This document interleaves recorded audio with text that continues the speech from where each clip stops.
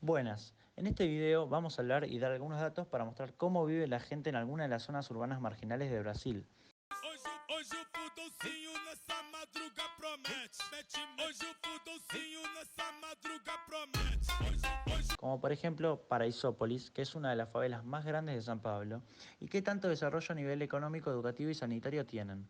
Para los datos vamos a utilizar más que nada el Índice de Desarrollo Humano, el IDH, y el coeficiente Gini. ¿Qué son el IDH y el coeficiente Gini? El IDH es un indicador que da a conocer el grado de progreso de cada país y muestra las desigualdades entre regiones. También se utiliza para elaborar un ranking mundial del desarrollo humano que se mide en base a factores sanitarios, educativos y económicos. El coeficiente Gini, por su parte, desarrollado por Corrado Gini, es un método para calcular la desigualdad salarial dentro de un mismo país. En otras palabras, se emplea para medir la concentración de ingresos entre los habitantes de una región en un periodo de tiempo determinado. Para seguir con este video informativo tenemos que primero que todo saber qué es una favela. La favela es el nombre dado en Brasil a los asentamientos precarios o informales que crecen en torno o dentro mismo de las ciudades, lo que en Argentina hablamos como villas. La favela se inició en Río de Janeiro a comienzos del siglo XX, cuando miles de soldados que pelearon una guerra civil brasilera recibieron escasa asistencia del gobierno y fueron forzados a vivir en estructuras improvisadas. Se asentaron frecuentemente en lugares sin servicios públicos, donde las edificaciones eran muy precarias, como en colinas empinadas o zonas pantanosas, lugares donde predominan este tipo de asentamientos. Las favelas comenzaron a crecer rápidamente, tanto en número como en tamaño. Otro ejemplo de crecimiento para las favelas fue cuando en la década del 70, de 1970, los trabajadores rurales comenzaron a acudir en masa a las ciudades, atraídos por mejores oportunidades de empleo debido a la industrialización de las urbes. Y al no tener dónde vivir, tuvieron que recorrer a este tipo mediocre de vivienda, como lo es la favela. Antes de seguir, voy a marcar cuáles son las grandes favelas de Brasil. Rocinha, Pavao, Pavocinho, Vidigal y Dona Marta. Estas cuatro son cercanas a Río de Janeiro. Y después tenemos dos cerca de la zona de San Pablo, las cuales son Parisópolis, que ya la nombramos al principio, e, y Heliópolis, también cerca de la ciudad de San Pablo, ¿no?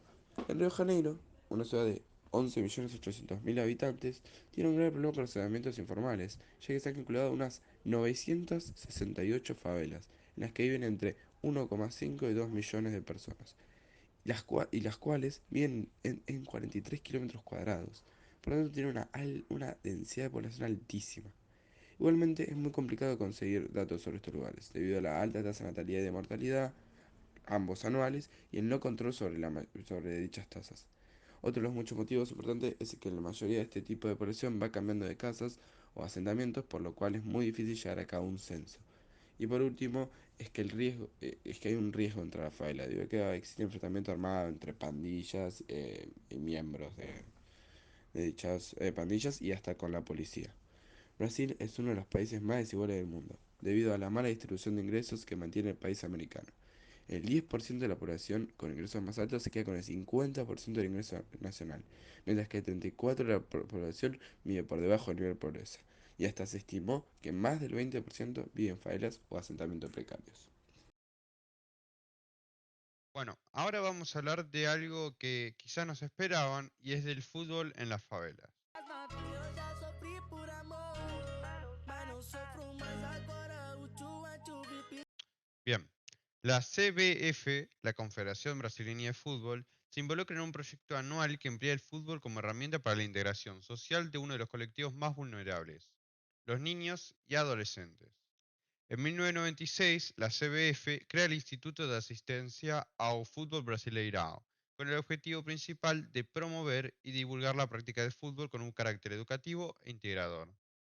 Desde entonces se viene desarrollando anualmente un campeonato de fútbol para adolescentes, masculino y femenino, con jugadores que proceden exclusivamente de comunidades carentes. El objetivo principal del proyecto es educar a través del fútbol. Se pretende prevenir el consumo de drogas, promover la integración entre comunidades de favelas, disminuir la discriminación social y favorecer el posible acceso de los participantes a los grandes clubes profesionales. A lo largo de esta década han tomado parte más de 300 favelas, cuyos jugadores deben cumplir los siguientes requisitos: tener entre 12 y 15 años, masculino, y hasta 18 en el femenino. Vivir en comunidad de favela, no estar federado en ningún club y estar escolarizado.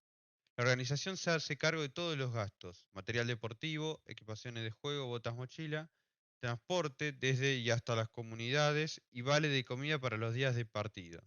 A cambio, se exige el cumplimiento de unos horarios estrictos, una disciplina rigurosa y un comportamiento deportivo adecuado. El fútbol en Brasil, y sobre todo en las favelas, sirve como una especie de escapatoria para los jóvenes. Algunos pocos han logrado vivir de eso. Tales son los casos de Ronaldinho, un excelente delantero, llegando a ganar el premio a Mejor Jugador del Año en 2005 y ganador de las mejores competiciones tanto europeas como americanas. Otro ejemplo es Garrincha, para algunos el mejor jugador de la historia de Brasil, bicampeón mundial en 1958 y 1962. Además de ser campeón con su selección, tiene el logro que muy pocos tienen, que es el de jugar en un solo equipo toda su carrera, Botafogo.